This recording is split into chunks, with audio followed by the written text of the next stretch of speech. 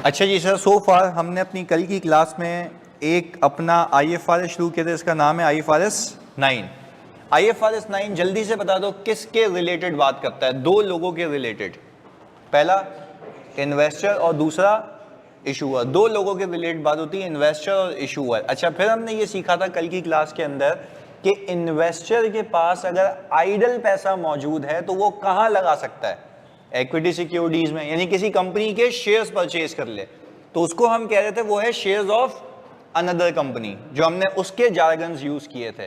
फिर मैंने जल्दी से बताओ मुझे कि उस बंदे को, इन्वेस्टर को, इक्विटी सिक्योरिटीज में इन्वेस्ट करने से क्या फायदा है? ओनरशिप मिलेगी, डिविडेंड मिलेगा या फेयर वैल्यू गेन मिलेगा, ऐसा ही है।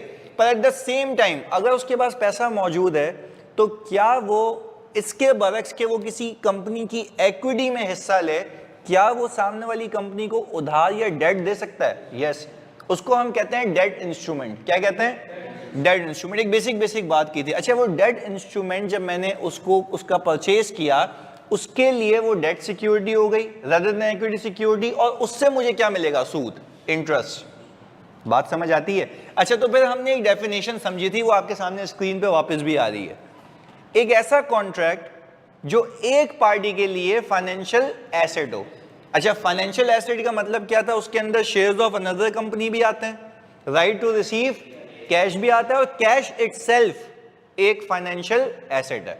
अच्छा, फिर हमने कहा ऑब्लिगेशन टू पे क्या है? सर आपकी लायबिलिटी है। और फिर क्या है? इक्विटी। यानी ये डेफिनेशन आपको कल ये सिखा रही थी, ये बता रही थी कि कोई भी ऐसा कॉन्ट्रैक्ट जिसमें आप एंटर हो तो वो एक बंदे के लिए फाइनेंशियल एसेट बनेगी, दूसरे बंदे के लिए या तो लायबिलिटी बनेगी या तो इक्विटी बनेगी। तो ये हमने सीखा था। फिर हमने कल एक बेसिक सा टेस्ट भी किया था, जिसमें अगर मैं कुछ ट्रिक बताऊं आपको, वो क्या थी? जल्दी से बताना मुझे सारे बच्चों, आप भी। क्या प्रीपेड रेंट एक एसेट है? मैंने सवाल क्या पूछा है? एसेट है। सवाल ये पूछा है एसेट है, नहीं देखो अभी नो कह रहे हैं ये लोग। सवाल क्या पूछा है? एसेट है या नहीं है? आप बोलेंगे एसेट है। अच्छा, पर अब मुझे एक और बात बताओ, क्या वो फाइनेंशियल एसेट है? नहीं सर, फाइनेंशियल एसेट नहीं है, क्योंकि ना वो शेयर्स ऑफ अनदर कंपनी है, ना राइट टू रिसीव कैश है, वो एक्सपेंस में तब्दील होगा। ये बात हमने फिक्स की दिमाग में। अच्छा, एक और बात बताओ, अगर मेरी अनअर्न्ड लायबिलिटी है, अनअर्न्ड लायबिलिटी, क्या वो मेरी लायबिलिटी है? हाँ या नहीं? बिल्कुल लायबिलिटी है। अच्छा, क्या वो मेरी फाइनेंशियल लायबिलिटी है? नो, क्योंकि मुझे सर्विस देनी है, पैसे देने, सर्विस देनी है। तो सर्विस देने का मतलब I have no obligation to pay आज। हाँ, अगर सर्विस नहीं दे पाया तो ये अनअर्न्ड रिवर्स होकर लायबिलिटी बन जाएगी, तो वो लायबिलिटी क्या कहलाएगी? ऑब्लिगेशन टू पे। हमने ये बेसिक बात की थी। अच्छा, फिर हम जब ये पूरे फाइनेंशियल इंस्ट्रूमेंट की डेफिनेशन को समझ गए थे, फिर हमने कहा था अगली क्लास से हम अकाउंटिंग शुरू करेंगे। तो बिफोर वी स्टार्ट अकाउंटिंग मेरे दो सवालात। पहला, क्या आप लोगों ने क्विज किया? हो गया था? कोई मसला? चलें जी, अब यहाँ पे एक दो सवालात आए, उनको एड्रेस करें, फिर आगे चलते हैं। सर आपने फाइनेंशियल एसेट में ये बात नहीं बताई, प्लीज बता दें। A contractual right to exchange financial asset और financial liability with another entity under the condition that potentially favourable. अच्छा देखो, ये है डेरिवेटिव, जो कि तुम्हारे कोर्स का पार्ट नहीं है, इसलिए मैंने करवाई नहीं। सही जी, मैं आगे डिस्कस कर लूंगा जब हम एंड पे पहुंचेंगे।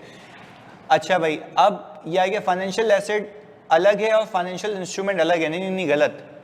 फाइनेंशियल इंस्ट्रूमेंट के अंदर क्या आते हैं? Financial asset. फाइनेंशियल इंस्ट्रूमेंट के अंदर क्या आती है? Financial liabilities. और फाइनेंशियल इंस्ट्रूमेंट के अंदर क्या आती है? इक्विटी। फाइनेंशियल इंस्ट्रूमेंट के अंदर है ये सब। क्लियर है शहीद? पहले बताओ बच्चा, ये बात क्लियर है? जल्दी से। ओके, बिल्कुल पढ़ सकते हैं अमजद। अच्छा भाई, in case of debt security अगर इशूअर इनसॉल्वेंट डिक्लेयर हो जाए। अच्छा देखें, एक सवाल आया इनका, हमने एक इशूअर से डेट सिक्योरिटी परचेज की, उसको पैसे दे दिए और वो लिक्विडेट हो गया, तबाह हो गया बंदा, तो मेरी बुक्स में जो रिसीवेबल है वो राइट ऑफ हो जाएगा। वो तो सिंपल कहानी है ना। अगर आपका एक रिसीवेबल है और सामने वाला बंदा पे ना कर पाए तो प्रोविजन फॉर बैड डेट हो जाएगा, राइट ऑफ हो जाएगा। उसमें क्या मसला है? बात क्लियर है? लावा क्लियर है? चलें जी, ये बात समझ आती है। अच्छा, सारे अगर आंसर्स एड्रेस हो गए, अब आगे चलते हैं। अब हम आते हैं अकाउंटिंग ट्रीटमेंट में। मजे की चीज़ तो यहाँ से शुरू होगी। ये देखिएगा, ये तुम्हारे लिए समरी बना के लाया हूँ, सुनिएगा। पहले मुझे एक बात बताओ, अपने बचपन की चीज़ें दोहराओ। सर अगर शेयर्स बाय किए और इशूअर ने डिविडेंड की जगह शेयर दे दिए, अच्छा पहले मुझे एक बात बताओ, जैसे ये नाशिद तारिक कह रहे हैं कि अगर शेयर्स बाय किए डिविडेंड दे दिया, मैंने अकाउंटिंग सिखाई है या सिर्फ डेफिनेशन सिखाई है?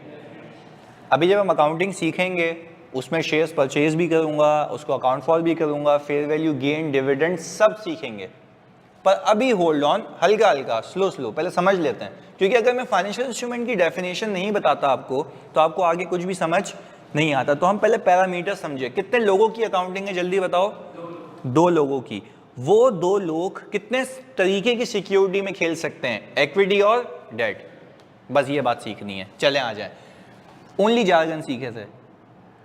पिछली अटैम्प्ट के लेक्चर पोर्टल पे डलवा दें। देखो पोर्टल पे पिछली अटैम्प्ट के लेक्चर तो डल जाएंगे, पर इस बार मैंने आपको कहा है कि मैं पिछली बार से को 10 गुना ज़्यादा पढ़ाऊंगा। तो अप टू यू, अगर आप देखना चाहते हैं तो वो डलवा देंगे, पर मेरी रिकमेंडेशन ये है कि साथ साथ देखो। सही है जी, और ये भी उसी पेज पे चलेगा। चलें इधर, आप पहले अपने FAR 1 के जोन में जाएं। आप अपने प्रॉपर्टी, प्लांट एंड इक्विपमेंट को कितने तरीकों से कैरी कर सकते थे?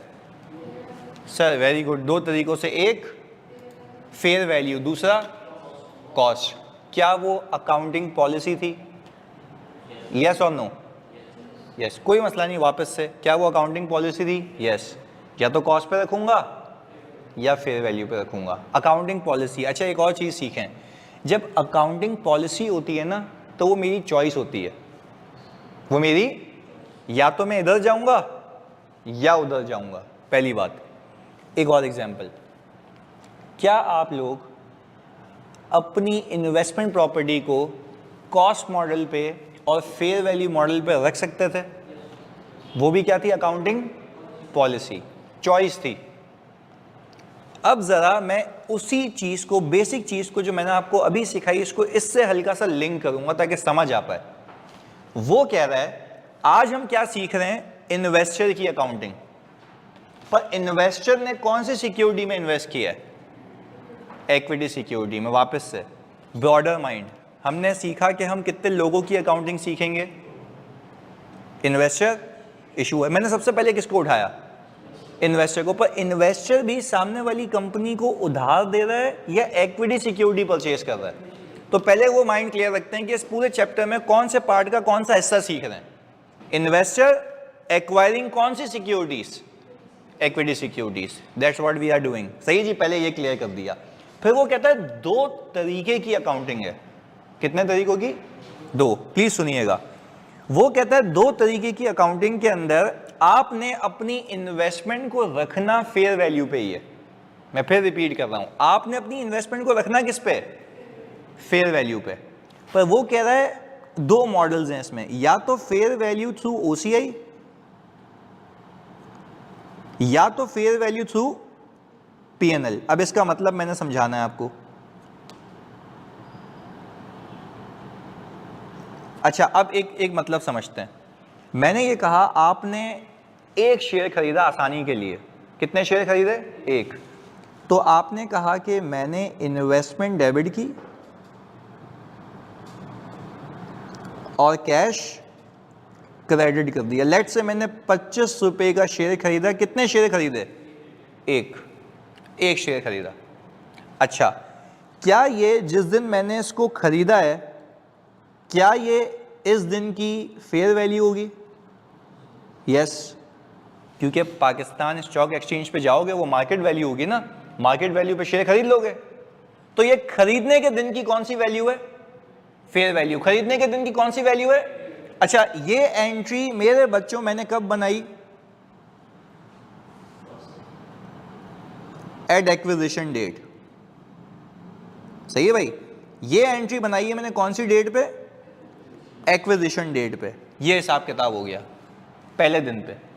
अच्छा हुआ क्या, 31 दिसंबर पे मैं आया, कॉपी करने का पूरा टाइम दूंगा मैं। 31 दिसंबर पे मैं आया तो मुझे पता लगा मेरे शेयर की जो फेयर वैल्यू है, मेरे शेयर की जो फेयर वैल्यू है वो हो गई है 35 रुपये पर शेयर। अच्छा मैं आपसे पूछता हूं आपने खरीदा कितने का था? 25 का। अल्लाह को हाजिर नाज़िर जान के बताओ ये 25 रुपये इस शेयर की क्या थी? Fair value. अच्छा, जब तुम साल के आखिर में आए, तुम्हारा शेयर कितने का हो चुका है? 35 का। तुम्हें फायदा कितना हुआ? 10 रुपए पर शेयर का। हमने यहां पे क्या किया? हमने अपनी इन्वेस्टमेंट की वैल्यू को 10 रुपए से इंक्रीज किया और ओसीआई में फेयर वैल्यू गेन पार्क किया। अच्छा, अब मैं आप सबसे पूछूं, मैंने अपनी इन्वेस्टमेंट को रखा हुआ किस पे? फेयर वैल्यू पे। क्योंकि 25 से किस पे आ गए? 25 से किस पे आ गए? वापस बोलना, 25 से किस पे आ गए? 35 पे। तो 25 से 35 पे आने के लिए जो तुमने गेन बुक किया है वो कहां पे किया है? ओसीआई। इस मॉडल का नाम है फेयर वैल्यू थ्रू ओसीआई। रखूंगा फेयर वैल्यू पे, बट फेयर वैल्यू के जो भी चेंजेस होंगे वो ओसीआई में फेंकूंगा। जैसे कि याद करो, पीपीई के अंदर रीवैल्यूएशन सरप्लस, अल्लाह को हाजिर नाजिर जान के बताओ, क्या प्रॉफिट एंड लॉस में जाता है या ओसीआई में? और ओसीआई से रिटेन अर्निंग में जाता है या अलग से रिजर्व में? अलग से रिजर्व में, रिटेन अर्निंग में। पर एक बात याद करो, वो रिटेन अर्निंग में तब जाता है जब वो बिक जाता है, तो ट्रांसफर होता है। याद है? चलो यहां तक हम साथ हैं। चले वापस से, क्योंकि इतने मुश्किल जारगन से तो एक एक करके तुम्हारे भेजे में फिक्स करने होंगे। वापस से एक साथ बताओगे, अकाउंटिंग किसकी सीख रहे हैं? इन्वेस्टर की। कौन सी सिक्योरिटी खरीद रहा है? Equity security. कितने मॉडल्स हैं? कॉस्ट मॉडल है? नहीं, सिर्फ कौन सा मॉडल है? Fair value. ये भी फेयर वैल्यू, वो भी फेयर वैल्यू। वो कह रहा है सही, आपने अपनी इन्वेस्टमेंट को रखना किस पे? फेयर वैल्यू पे। पर उसमें दो चीजें बना दी, एक फेयर वैल्यू थ्रू ओसीआई, एक फेयर वैल्यू थ्रू पीएनएल। रखूंगा फेयर वैल्यू पे, गेन लॉस बुक करूंगा ओसीआई में। दूसरा क्या है? रखूंगा फेयर वैल्यू पे, गेन लॉस कहां बुक करूंगा? पीएनएल में। सिर्फ इतना बताओ, मैं ये भी बताऊंगा अभी कि दोनों अलग अलग क्यों हैं, कब इधर आऊंगा कब उधर आऊंगा, वो भी मैंने सिखाना है। सिर्फ इतना बताओ, क्या ये मतलब समझ आया? What does it actually mean by fair value through OCI?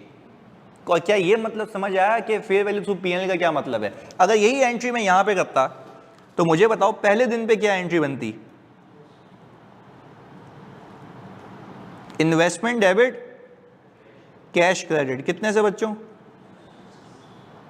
तो पहले दिन पे फेयर वैल्यू सेम है ना, पहले दिन पे तो कोई गेन नहीं आएगा, ये तो मेरी कॉस्ट है जो मेरी जेब से लगा है। गेन कब आएगा? साल के आखिर में।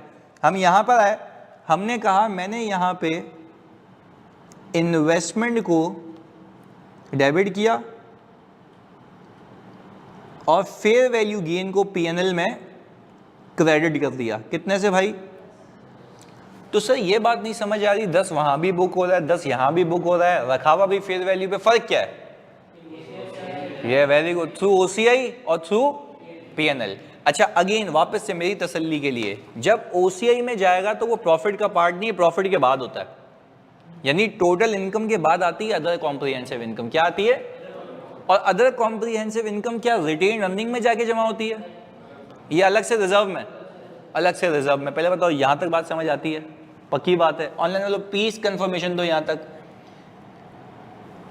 अच्छा, मिड ईयर में आ जाए तो मिड ईयर में करेंगे, वो पहले अभी हमने सिर्फ मतलब समझा है, अकाउंटिंग अभी एक एक करके सीखते हैं। चलें, हमने बोला कि यार चलो अभी तो ये मतलब समझ आ गया, दो तरीके की अकाउंटिंग है।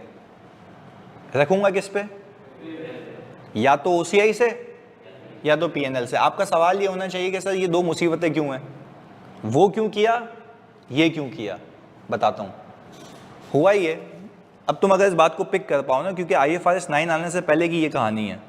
होता क्या था, जब कंपनीज को फायदा हुआ करता था ना, तो वो बोलती थी हम तो उधर थे, फेयर वैल्यू थ्रू पीएनएल में। वापस सुनिएगा, अभी अभी देखें ये ना, हाँ अब ये देखें दो मुसीबतें क्यों हैं, बिल्कुल ये अभी ये बताता हूँ मैं। सर बेनिफिट क्या होगा फिर उसे ये पीएनएल से? अभी मैं यही बता रहा हूँ आपको, जैसे माहीन यहाँ पे पूछ रही है। सुने, IFRS 9 के पहले, क्योंकि जाहिर सी बात है मैंने वो पिछला वाला भी पढ़ा हुआ तो मुझे पता है, IFRS 9 के पहले ये होता था, कंपनीज क्या करती थी, 25 रुपए का शेयर खरीदा, 40 वैल्यू हो गई, उसने बोला भाई हम तो वहां थे, फेयर वैल्यू थ्रू।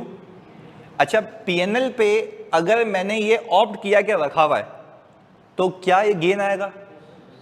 अच्छा, वो गेन कहां जाएगा?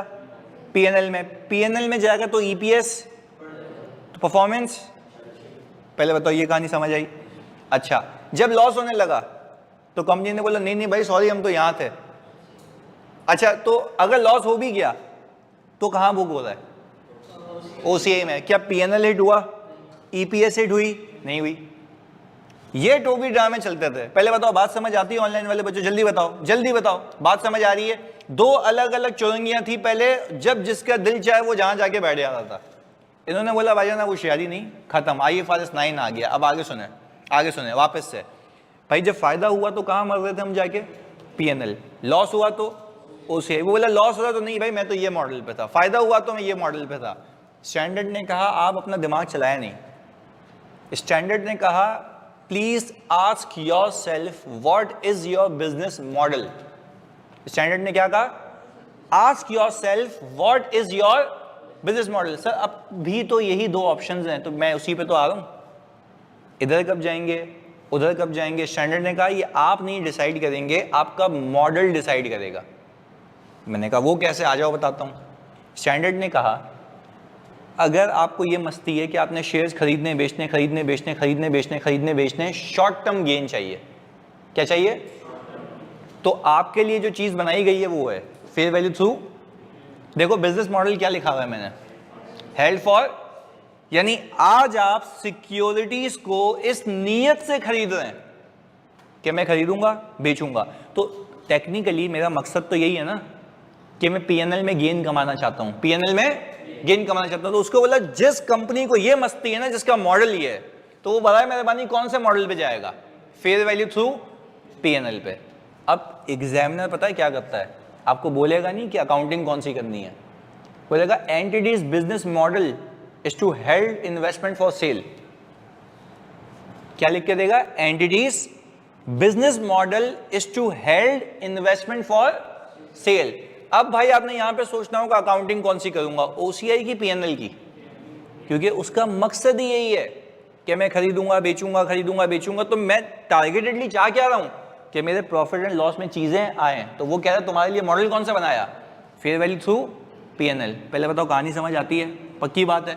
अच्छा sir if it is normal course of business to sell security, yes बिल्कुल ऐसा ही है। वापस से रिपीट कर देते हूं मैं, वापस सुने।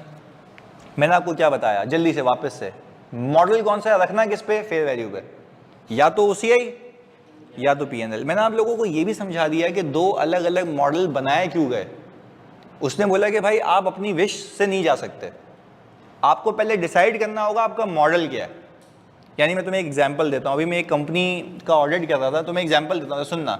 सर एक मॉडल ऑप्ट करने के बाद दूसरे पे जा सकते नहीं, यही तो पाबंदी है। अच्छा अगर दूसरे पे जा सकते तो क्या IFRS 9 आता या पहले वाला हिसाब किताब चलता? पहले वाला हिसाब किताब चलता, नहीं हो सकता ना। तो नई इन्वेस्टमेंट पे होगा, बोलेगा आपने जो डिसाइड किया था ना वैसे चल। मैं आपको इसी पे एग्जांपल देता हूँ एक, सुनिएगा। हुआ क्या, मैं कंपनी में गया तो मैंने देखा यार वो रेगुलरली ना अपनी इन्वेस्टमेंट्स को खरीद बेच रहे हैं। अच्छा वो आपको कैसे पता लगेगा? आप जब उससे इन्वेस्टमेंट के शेड्यूल्स लेंगे तो आपको पता लगेगा ना, खरीदी बेची खरीदी बेची खरीदी बेची खरीदी बेची। तो मैं देखा जा रहा था ये ऑडिट में, मैंने बोला भाईजान इधर आओ। अच्छा उसने रखा हुआ किस पे था? फेयर वैल्यू थ्रू ओसीआई पे। मैंने कहा क्या ये तुम बताओगे मुझे, क्या ये उसकी सिलेक्शन सही थी गलत थी? कहाँ होना चाहिए? तो उसका मॉडल क्या है? Held for sale. अच्छा क्या मैं ऐसे ही कह रहा हूं या कुछ देख के कह रहा हूं? भाई शॉर्ट टर्म यार ट्रेडिंग कर रहे हो तुम, बेवकूफ बना रहे हो, यहाँ पे ढका हुआ है तुमने। अच्छा वो कर क्या रहा था पता है? उसकी इतनी लॉस मेकिंग इन्वेस्टमेंट्स थी वो निकाल रहा था जल्दी जल्दी, खरीदा बेचा खरीद। मैंने कहा होशियारी नहीं, उधर जाओ। तो वो कह रहा तुम किस बिना पे कह रहे हो? मैंने कहा भाईजान स्टैंडर्ड ये कह रहा है if you are keeping your investment for selling purposes, तो आपने कौन से मॉडल पे जाना है? Fair value through. क्या मैं उसको फेयर वैल्यू पे रखने से मना कर रहा हूँ या मैं उसको अकाउंटिंग गलत करने से मना कर रहा हूँ? अकाउंटिंग गलत करने से मना कर रहा हूँ। मैंने कहा शाबाश बेटा उधर जाओ, जिसकी चीज़ के लिए तुमने खरीदा है इसको। पहले बताओ बात समझ आती है? दिस इज वाई ये दो मॉडल्स बनाए गए ताकि कोई टोपी ड्रामे अकाउंटिंग मैनिपुलेशन ना हो सके।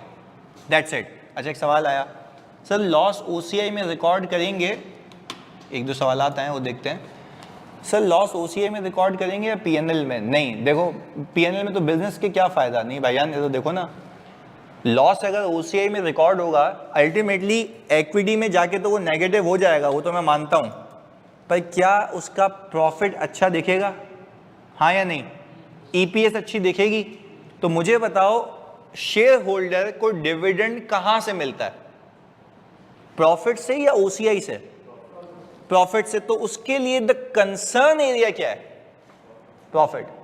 तो वो यही कह रहे हैं कि मैनिपुलेशन नहीं होनी चाहिए। चलो आज मैं आपसे बोलूं, आज मैं आपको अलाउ कर दूं कि आप एक काम करें, प्रॉपर्टी प्लांट एंड इक्विपमेंट पे आने वाला रीवैल्यूएशन सरप्लस पीएनएल में ले जाओ, तो हर इदारा क्या करेगा, जो प्रॉपर्टी खुद यूज कर रहा है उसको फेयर वैल्यू पे लेके जाके गेन बुक करेगा, अचानक से इतना सारा प्रॉफिट आ जाएगा, तो डिविडेंड कहां से देगा?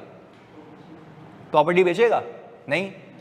तो फर्क है ना, इन्वेस्टमेंट प्रॉपर्टी अलग थी, पीपीई अलग था। यहां पे है इन्वेस्टमेंट, पर उसने बोला भाई आप पहले डिसाइड कर लो आपने करना क्या है। ये इसलिए पाबंदी लगाई गई ताकि कोई अपनी मर्जी से अकाउंटिंग मैनिपुलेशन ना कर पाए। अब आपका सवाल ये होना चाहिए, सर अकाउंटिंग मैनिपुलेशन पकड़ी कैसे जाएगी? ऑडिट।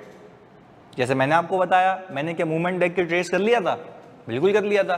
बोले पहले डिसाइड करो, या तो इधर या तो उधर। बात समझ आती है? अच्छा अब 2-3 सवालात। अच्छा भाई सर ये एरर प्रोस्पेक्टिव चेंज या एरर प्रोस्पेक्टिव चेंज होता है या रेट्रोस्पेक्टिव चेंज होगा? भाई एरर तो हमेशा कैसे चेंज होगा? रेट्रोस्पेक्टिवली। सर ऐसा हो सकता है कि एक ही कंपनी ने 2 तरह की इक्विटी इन्वेस्टमेंट की हुई हो। अच्छा अब आप जवाब देंगे, क्या ऐसा हो सकता है कि मैंने एक पोर्टफोलियो खरीदा और मैंने कहा ये शेयर्स मैं फेयर वैल्यू थ्रू ओसीआई पे रखूंगा, एक पोर्टफोलियो खरीदा मैंने कहा फेयर वैल्यू थ्रू पीएनएल पे रखूंगा, क्या ऐसा हो सकता है? बिल्कुल हो सकता है। ये होता है सेगमेंट वाइज। मैं तुम्हें समझाता हूं कैसे। मैं एक कंपनी का ऑडिट कर रहा था, उन्होंने क्या किया, उन्होंने बोला जो सीमेंट इंडस्ट्री है ना, सीमेंट इंडस्ट्री, उसके जितने भी शेयर्स हमने खरीदे हुए मैं लॉन्ग टर्म के लिए रखूंगा। तो उसने कहां जाना चाहिए? OCI PNL? OCI strategic investment, long term investment. आगे सुने। फिर मैंने कहा भाईजान फिर ये पीएनएल में कौन सा रखे हुए? उसने बोला ये बैंकिंग के ना, इसकी प्राइस ऊपर नीचे होती है, हम तो खरीदते बेचते हैं। तो उसने कहां गया? वो फेयर वैल्यू थ्रू पीएनएल। तो ऐसा हो सकता है कि एक ही कंपनी ने मल्टीपल सेगमेंट्स के शेयर्स खरीदे हुए हों, तो वो वैसे रिफ्लेक्ट करने चाहिए। अब ये भी होता है कि जब इन्वेस्टमेंट खरीदी जाती है ना, तो डायरेक्टर्स अप्रूव करते हैं कि आपने उसको लॉन्ग टर्म के लिए रखना है या शॉर्ट टर्म के लिए, तो वो डिसाइड हो जाता है आपका बिजनेस मॉडल क्या है। पहले बताओ यहां तक कहानी समझ आती है? अभी अल्लाह की कसम हमने अकाउंटिंग नहीं सीखी, हम सिर्फ क्या सीख रहे हैं, या तो ये मॉडल या तो वो मॉडल, मॉडल का फर्क सीख रहे हैं। चलें जी। सर ऑडिट में अगर रॉन्ग मॉडल को आइडेंटिफाई किया और उसका इफेक्ट मटेरियल हो तो वो प्रायर ईयर से ही करेक्ट करेंगे। बेटा जी अभी तो बताया जी, यस। एरर्स कैसे करेक्ट होते हैं, प्रोस्पेक्टिवली या रेट्रोस्पेक्टिवली? वो तो बचपन में सीख के आए हो ना अभी। चलें जी, ये भी हो गई बात सही। अब आए देखते हैं। अच्छा जी सर फेयर वैल्यू लॉस तो पीएनएल में ही जाता है ना, जैसे रीवैल्यूएशन लॉस, यही तो फर्क है। वो पीपीई था, ये आईएफआरएस 9 है। यहां पे आपको लॉस हुआ भी तो वो पीएनएल में कहां जाएगा? ओसीआई में नेगेटिव पड़ा रहेगा, पीएनएल को हिट नहीं करेगा। ये पीपी से अलग है क्योंकि वो डेप्रिशिएबल होता है, इन्वेस्टमेंट डेप्रिशिएबल नहीं होती है। दोनों में इतना सा फर्क है। अच्छा सवाल पूछ रहे हैं सर, कंपनी सारे नेट प्रॉफिट का डिविडेंड अनाउंस करती है।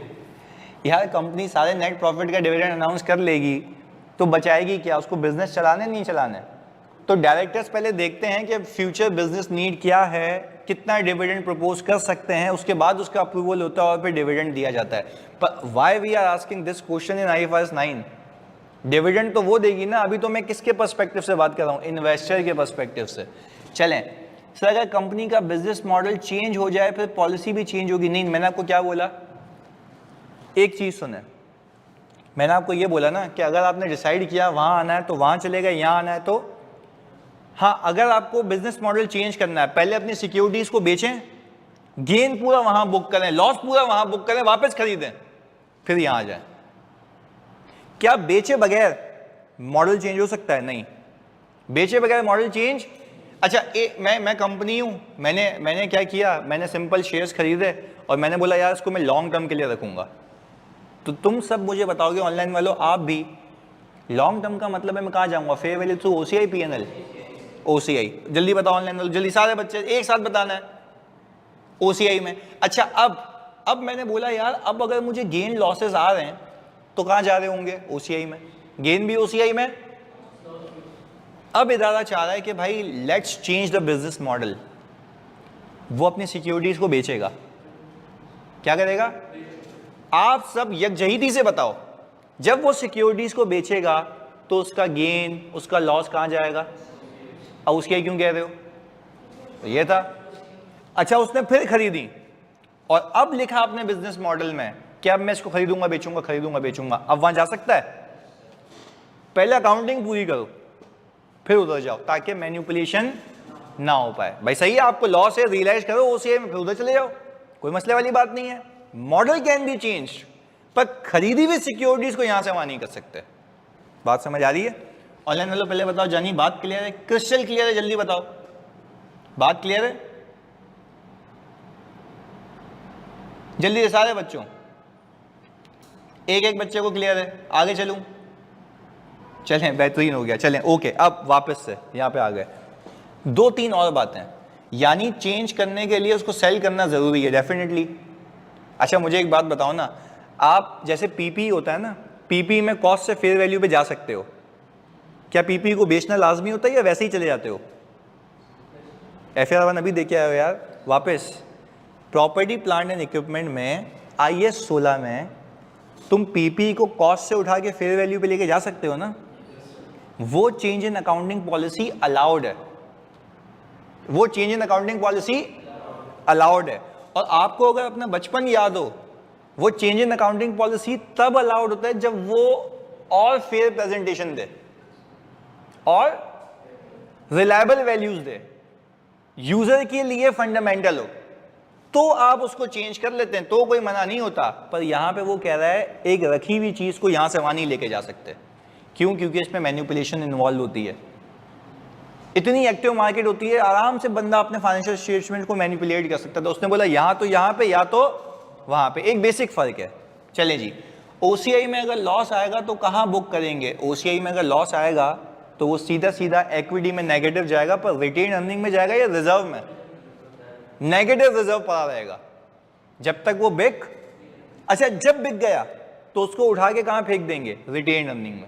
अभी सीखते हैं अकाउंटिंग में, अभी भी to be very clear, accounting सिखाई है, सिर्फ अभी 2 मॉडल्स पे इतनी डिटेलिंग कर रहा हूं कि fair value through OCI, fair value through PNL. 2 मतलब समझाए और बता रहा हूं कि ओसीआई का मतलब क्या है, पीएनएल का मतलब क्या है, ओसीआई का मतलब क्या है, पीएनएल का मतलब क्या। अकाउंटिंग अभी नहीं सीखी सर। ओसीआई में रखना इट्स ओके, लेकिन लॉस आया तो ईपीएस तो इंपैक्ट होनी चाहिए, नहीं होगी ना। मुझे अब बात बताएं, चले इस पे भी आपको जवाब देता हूं। बेसिस ऑफ कंक्लूजन में लिखा हुआ है, उमैर का सवाल है, सुनिएगा, फिर हम आगे चलते हैं। किसी ने पूछा, जैसे इन्होंने पूछा ना, जब IFRS की ड्राफ्टिंग होती है ना, तो लोग क्वेश्चंस करते हैं कि ये क्यों किया भाई। तो पता है जवाब क्या आया कमेटी का, ISB कमेटी का? जवाब ये आया, ये बड़ी अहम बात है, सुनना तुम सबके काम आएगी। ISB कमेटी का जवाब ये आया कि हमने लॉस को OCI में बुक करने का इसलिए कहा क्योंकि आपकी नीयत थी लॉन्ग टर्म के लिए रखना। किसके लिए रखना? अगर एक लॉन्ग टर्म इन्वेस्टमेंट जो आपने सालों से रखी हुई हो, आप उसको उठा के लॉस पे ले आए, तो इतना सारा लॉस एक साथ आपके पीएनएल को हिट कर जाएगा। वापस से, आपने 2 साल से इन्वेस्टमेंट को रखा हुआ है, 2 साल से लॉस जमा होता रहा, जमा होता रहा, जमा होता रहा, जमा होता रहा। आपका मकसद क्या इससे फॉर द ईयर में गेन्स कमाना था या लंबे अरसे के लिए रखना था? ऐसा है? अच्छा, वो भी तो यही कह रहा है, वो कह रहा है अगर लंबे अरसे के लिए रखना चाहते थे तो आपकी नीयत ही ये थी कि आप अपने प्रॉफिट को हिट नहीं करना चाह रहे। तो जब अपने प्रॉफिट को हिट नहीं करना चाह रहे तो आपके लिए हमने मॉडल ही कौन सा बनाया है? अच्छा, अब अगर मैं उल्टा कहूं कि मेरी नीयत ही यही है, मुझे प्रॉफिट्स कमाना है, तो फिर किस पे जाऊंगा? पीएनएल पे। पहले बताओ उमैर, आपको बात समझ आई? देखो वो कह रहा है कि अगर लॉस हुआ, मैं अल्लाह की कसम खा रहा हूं, लॉस रियलाइज भी होगा, लॉस रियलाइज भी होगा, पर वो रियलाइज होकर पीएनएल में जाएगा डायरेक्टली रिटेन अर्निंग में, प्रॉफिट पे इंप्लीकेशन नहीं आएगी, रिटेन अर्निंग हिट हो जाएगी, वो मैं मानता हूं। बात क्लियर है? देखो ये सिंपल लॉजिक रखी, लोग चिल्लाने लगे ना, लोगों ने बोला ये तो ज्यादती है, जब हमें गेन हो रहा है तो तुम पीएनएल में लेके जाने नहीं दे रहे, तो लॉस होगा तो वो भी पीएनएल में नहीं जाएगा। तो मैंने कहा वो कहां जाएगा भाई? लॉस हुआ, बेचोगे तो रिटेन अर्निंग में फेंक देना। पहले तो बात समझ आती है। इसीलिए तो कहा गया इन्वेस्टर्स को आप डिसाइड कर लें सुकून से कौन सी इन्वेस्टमेंट लंबे अरसे के लिए रखनी है। तो मुझे जल्दी बताओ कौन सी इन्वेस्टमेंट बंदा लंबे अरसे के लिए रखेगा जिससे उसको पीएनएल में गेन नहीं चाहिए।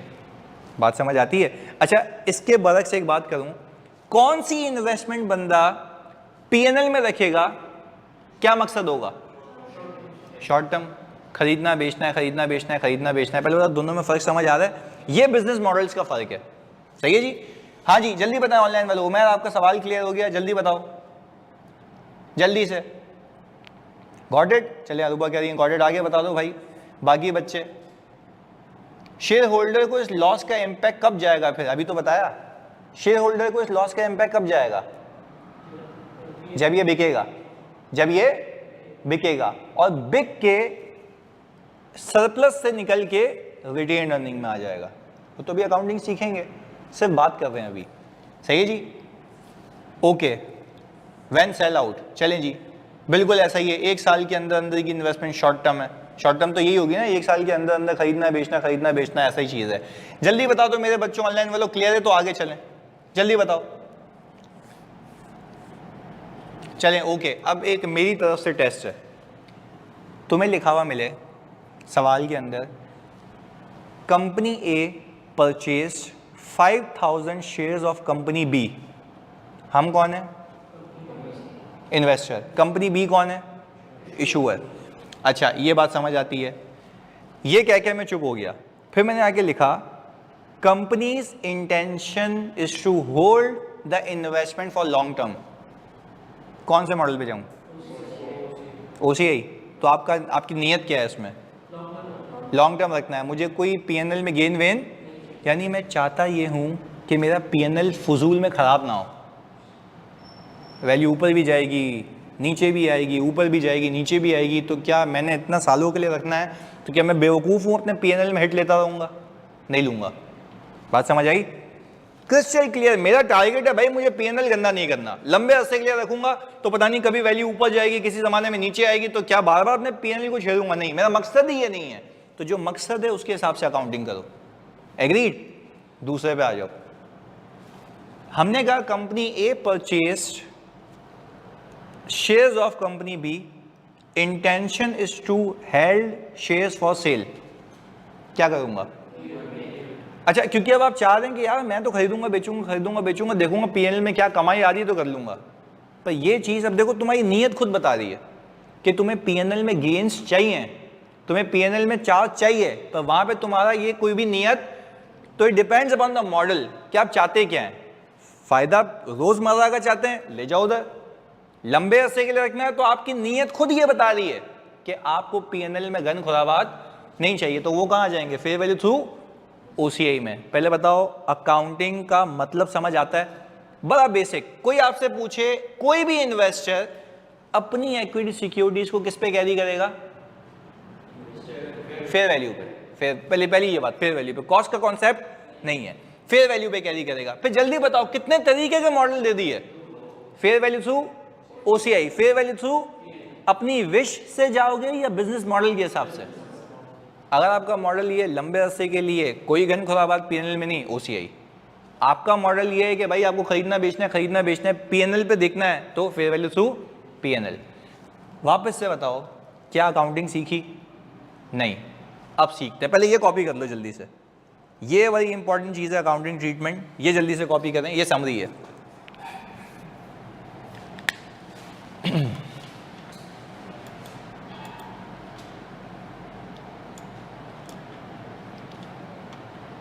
बुक आ जाएगी अभी वेडनेसडे तक, ट्यूसडे वेडनेसडे आ जाएगी। आज प्रिंट हो रही है मेरे ख्याल से, वो ऑडिट की तो आ गई है, बुक आ जाएगी अभी।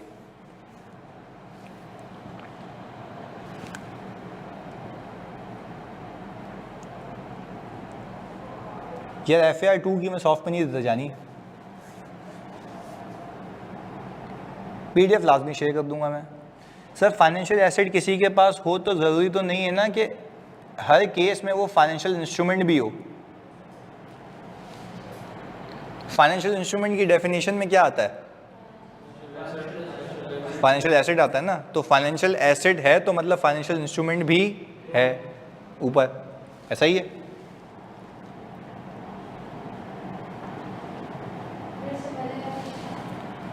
इससे पहले कुछ भी नहीं है, वो तो वो कल वाला है जी। हर रिपोर्टिंग डेट पे होती है। नहीं, रोज नहीं होती। नहीं, पर चार्ज आएगा ना पीएनएल में। देखो आप असेसमेंट, जैसे लिस्टेड कंपनी है वो क्वार्टर अकाउंट्स बनाती है, तो उसकी रिपोर्टिंग डेट्स कितनी हो गई? 4।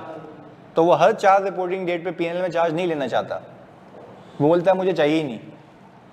सही है। और देखो रीमेजरमेंट ऑफ इन्वेस्टमेंट एक तो रिपोर्टिंग डेट पे होती है और बेचते वक्त होती है, तो बेचूंगा भी तो ना, तो जब जब बेचूंगा तब तब भी गेन आएगा, तो वो भी डिपेंड करता है कि ओसीआई में जाएगा या पीएनएल में जाएगा, तो वो दोनों चीज़ें मद्देनजर रखनी है।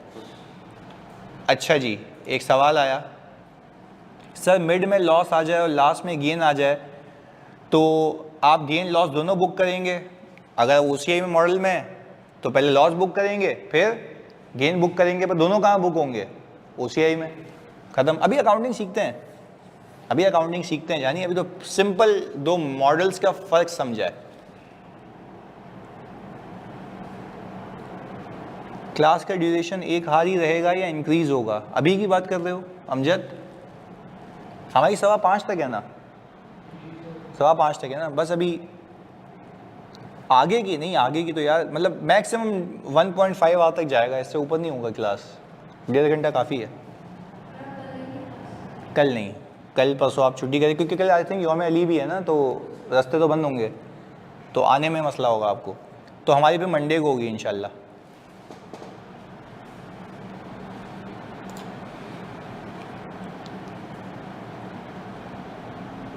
या 5 क्लासें होंगी, 1 मंथ पहले ख़त्म होगा। इस बार मैंने वादा भी किया है कि पूरा महीना प्रैक्टिस भी करेंगे, जैसे मैं ऑडिट में कराता हूँ। अभी ऑडिट की बुक देख रहा था मैं, तो उसमें तो इतना सेक्शन है सिर्फ जो बेंचमार्क क्वेश्चंस का है, बुक के अंदर आखिर में मैंने सवालों का सेक्शन ही अलग कर दिया है ना, तो वो आप करते रहें, वो वैसे ही पार लगा देगा। तो उतने ही क्वेश्चंस हम सेशन में भी करेंगे, तो वो ज़्यादा इस बार अच्छा होगा। कल R2 और ऑडिट दोनों ऑफ हैं बिल्कुल, यानी ये कॉपी हो गया। चलें अगले पेज पे, ऑनलाइन वाले जल्दी बताएं, अगले पेज पे चलें। बुक आपको एक लिंक मिल जाएगा, आई थिंक ARM.books पे ऐसे कुछ आता है, और ARTD से भी मिल जाएगी। यहाँ से जो खरीदना चाहता है वो यहाँ से भी खरीद सकता है। ऑडिट बुक की प्राइस अब क्या दुकान पे बैठा हूँ, 1600 रुपये उसकी। चलें अगले पेज पे चलें जानी।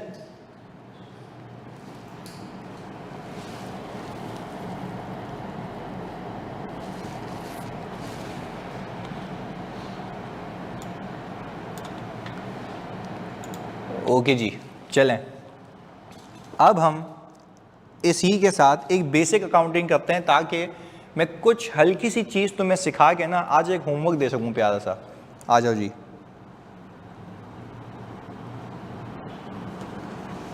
ओके, हमने ये कहा कि सर हमारे पास हम अकाउंटिंग सीख रहे हैं अभी फेयर वैल्यू थ्रू OCI की।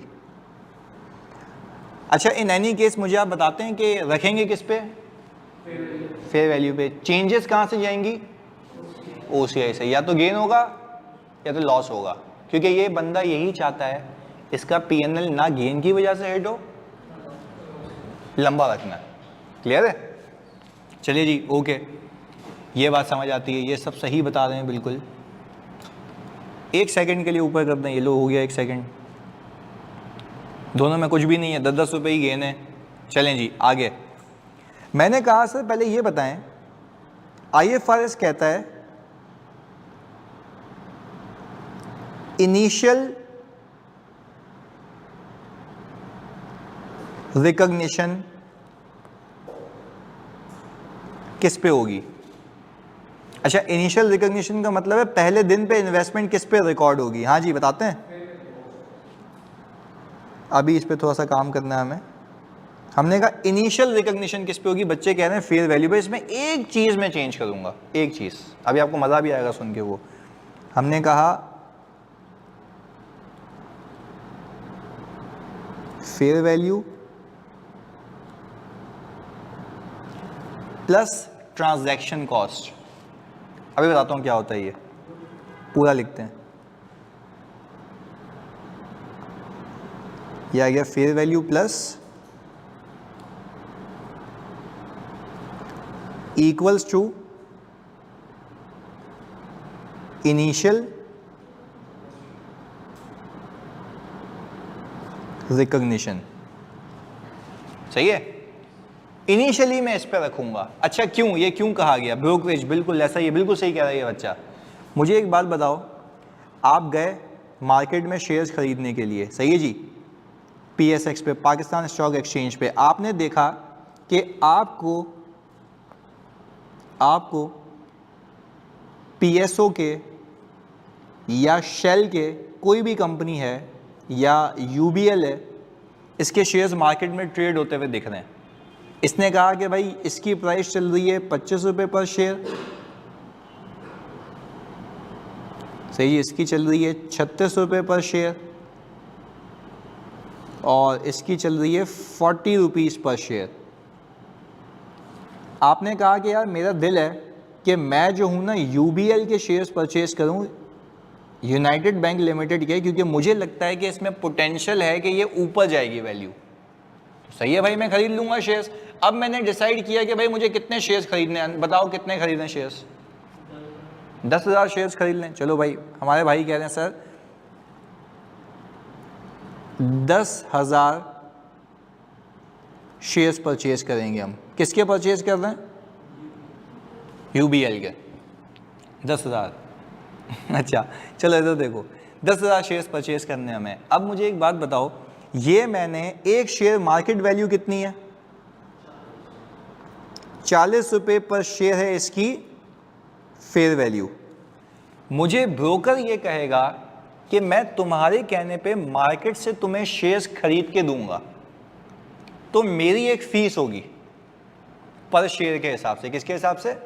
पर शेयर के हिसाब से। मैंने कहा अच्छा भाई वो फीस क्या होगी? उसने बोला उसको हम नाम देंगे ट्रांजैक्शन कॉस्ट का। मैंने कहा भाई कितनी होगी ये बताओ। उसने बोला 1.5% ऑफ 40। कितना आता है जल्दी बताएं? 1.5% ऑफ 40 कितना आता है?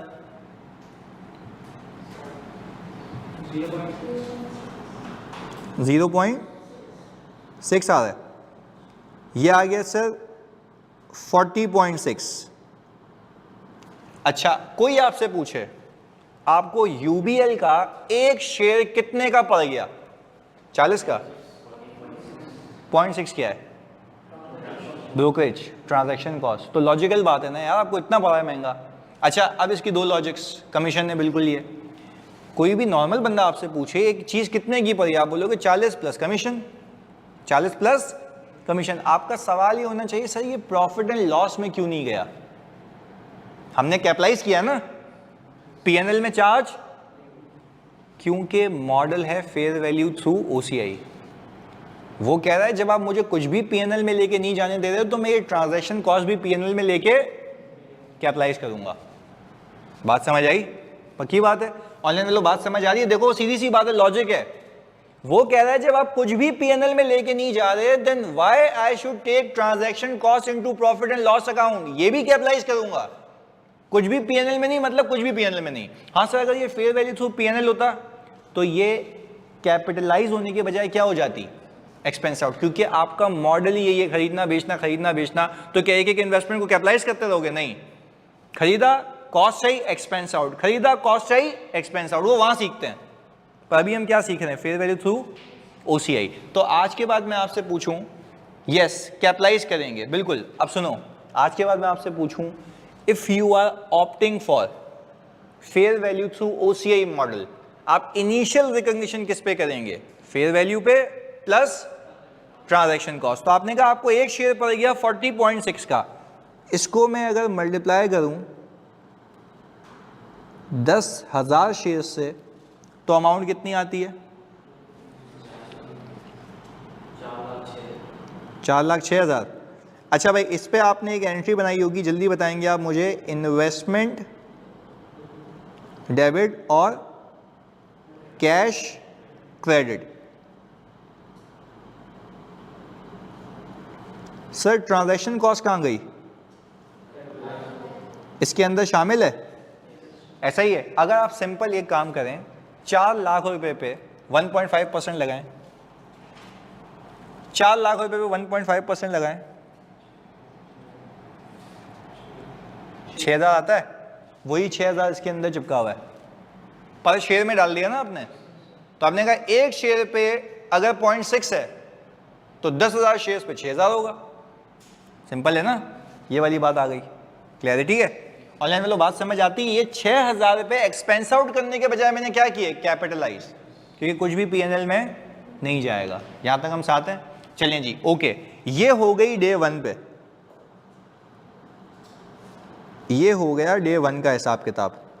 अच्छा, अब हमने कहा अब अगर हम रिपोर्टिंग डेट पे जाएं, हम कह रहे हैं एक ही रिपोर्टिंग डेट, हम और कुछ भी नहीं खरीद रहे शेयर्स वगैरह। रिपोर्टिंग डेट पे हमारी इस शेयर की जो फेयर वैल्यू है, बताओ फायदा करें नुकसान करें? फायदा करें। हाँ जी बताओ ऑनलाइन वालों, फायदा करें नुकसान करें? चलो यहाँ पे सब फायदा, पॉजिटिव माइंड सेट के लोग बैठे हुए हैं, फायदा करते हैं। चलें जी, माई नहीं है कह रही हैं लॉस करें। चलें इस बार फायदा कर लेते हैं, अगली बार लॉस कर लेंगे। चलें ओके। मुझे एक बात बताओ, फेयर वैल्यू, चलो केसेस बना देते हैं, केस 1 और केस 2। एक में हम कह रहे हैं वैल्यू हो गई 46 पर शेयर, और एक में कह रहे हैं 35 पर शेयर। सही है? 46 35। पहले हम इसकी अकाउंटिंग करते हैं, आ जाओ। मुझे बताओ इस केस में मुझे फायदा हुआ नुकसान हुआ? केस 1 में फायदा हुआ। अच्छा, केस 1 के अंदर मेरे बच्चों में क्या करूंगा, पहले गेन निकालूंगा। मेरी इन्वेस्टमेंट कितने की परचेज की है मैंने? 40.60। Very good. उससे ही कंपेयर करोगे जितने पे कैरी हो रही है। तो आपने कहा 40.6 में से अगर मैं माइनस कर दूं 46 पर शेयर, तो मुझे गेन कितने का आया? 5.4 पर शेयर का गेन है। ऐसा ही है ना? अच्छा, मेरे पास शेयर्स कितने अवेलेबल हैं? 10,000। तो मुझे गेन कितना मिला? 54,000। ओके जी सर, 54,000 की जल्दी से मुझे बताओ मैं एंट्री क्या बनाऊं? इन्वेस्टमेंट को डेबिट करूं? वैल्यू बढ़ जाएगी, क्योंकि in any case I need to keep my investment at fair value. अच्छा, पर थ्रू, वेरी गुड यार। तो हमने कहा कि भाईजान 54,000 और 54,000, क्या ये 54,000 का गेन प्रॉफिट एंड लॉस में गया है? ओसीआई में गया है। और ओसीआई से रिटेन अर्निंग में गया है या रिजर्व में गया है? रिजर्व में गया है। अच्छा, ये बात तो हो गई डन इस हद तक। कोई यहां पे आपसे आके पूछे कि भाईजान ये बताओ कि आपकी इन्वेस्टमेंट बैलेंस शीट में कितने पे दिखेगी, तो आप बोलेंगे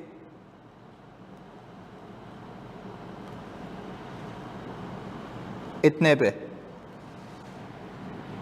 4,60,000 रुपए पे। ऐसा है? अच्छा, आप कैलकुलेट करके देख लें। आपने इनिशियल कैपिटलाइज कितने पे की थी? 4,06,000। गेन कितने का बुक किया तो कितने पे आ गई? किस पे रखी हुई है ये? वेरी गुड यार, फेयर वैल्यू पे रखी हुई है। अच्छा, अब मैं आ गया इक्विटी में, क्योंकि भाई रिपोर्टिंग का पेपर है, हल्का नहीं आना इस बार। अच्छा भाई, मैंने कहा यहां पे आ रहा है एक, सिर्फ समझाने के लिए लिख रहा हूं सर, ये मैंने 0 कर दिया, पर मैंने ये कह दिया हाँ भाई कितना? मुझे जल्दी से सोच के बताते हो कि क्या ये 54,000 का रिजर्व आपकी इन्वेस्टमेंट में छुपा हुआ है? यस सर, ये वहीं गया हुआ है। तो आप इसको रिटेन अर्निंग में क्यों नहीं लेके गए? क्योंकि सर जैसे रीवैल्यूएशन सरप्लस है वो फॉर द ईयर जाके जमा होता रहता है, पर रिटेन अर्निंग का पार्ट अच्छा, यही 54,000 निकल के रिटेन अर्निंग में कब आएगा?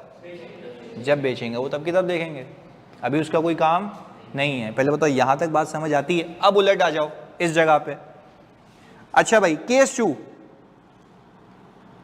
केस 2 के अंदर आप 35 पे आ चुके हैं, कहां से? तो लॉस पर शेयर कितना है जानी? 5.6 का लॉस है, लॉस पर शेयर आ गया। अच्छा सर, फिर इस लॉस पर शेयर को अगर मैं 10,000 से मल्टीप्लाई करूं, 56,000 लॉस आ गया। अच्छा सर, फिर ये इसकी एंट्री बता दें, OCI और इन्वेस्टमेंट क्रेडिट कितने से 50, कुछ भी PNL में नहीं जाएगा, OCI। अच्छा, OCI का मेरे पास पॉजिटिव बैलेंस है, नेगेटिव है? नेगेटिव है। तो अब देखें यहाँ पे जब मैं बैलेंस शीट बनाऊंगा मेरे बच्चों, तो अब मैं क्या करूंगा, इन्वेस्टमेंट को रखूंगा किस पे, जल्दी बताओ? फेयर वैल्यू पे। And fair value is 35 into 10,000, 3 lakh. जल्दी बताओ, जल्दी बताओ, जल्दी बताओ, इन्वेस्टमेंट खरीदी कितने की थी? 4,06,000। 4 लाख कितने पे आ गए?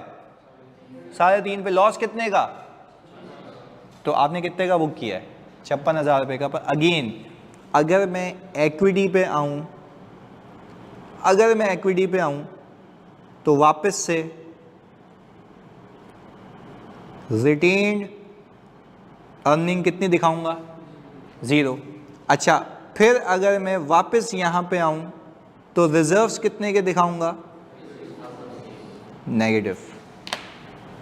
बात समझ आती है? तो आपकी जो ऊपर ज्यादा वाली इन्वेस्टमेंट थी ना, उसमें ये लॉस बुक हो गया, इन्वेस्टमेंट कम हो गई। यानी 4,06,000 रुपए से आप आ गए 3,50,000 रुपए पे। तो अल्टीमेटली आपने लॉस कितने का बुक किया हुआ है? अब एक और बात बताऊं, सही बता दिया तो मजा आ जाएगा। जल्दी से बताओ ऑनलाइन वालों, क्या ये लॉस रियलाइज हो गया है? कब होगा? जब बेचेंगे। तो फिर ये लॉस सीधा सीधा रिटेन अर्निंग में चला जाएगा। तो गेन होगा तो भी, लॉस होगा तो भी। पहले बताओ, एक बेसिक इलस्ट्रेशन समझ आती है आप लोगों को? सही जी, क्योंकि अभी आपको घर भी पहुंचना होगा, रोज़ा भी है, तो आप आज की क्लास को यहाँ तक रखें, बट रेस्ट एश्योर्ड आपको यहाँ के क्विज़ेस मिलते रहेंगे इसके। सही है, मिलते हैं जी, चलें अगली क्लास में। अल्लाह हाफ़िज़। ये मैं PDF दे रहा हूँ अभी आपको, ताकि आप अच्छे से कॉपी कर लें। अभी दे रहा हूँ, अभी दे रहा हूँ। चलें जी, अल्लाह हाफ़िज़।